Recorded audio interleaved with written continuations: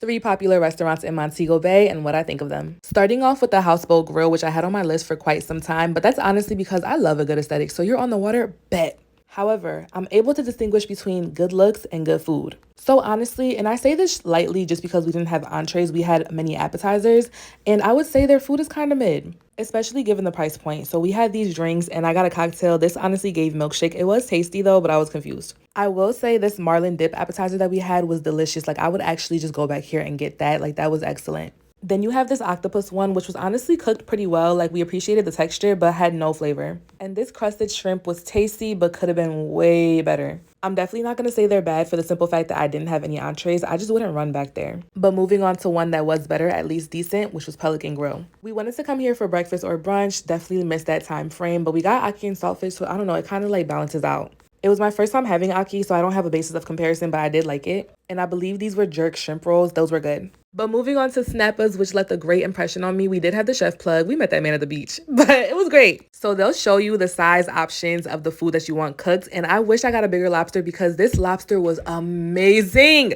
Just such a small portion, bro. But it's all good. It's all right because I got to help my friend eat her mango curry fish. When I tell you guys, that was so good. And so were the sides. We ended the meal with festival, which reminds me of something that we eat as Liberians. So if you couldn't tell, Snappas is the one I recommend.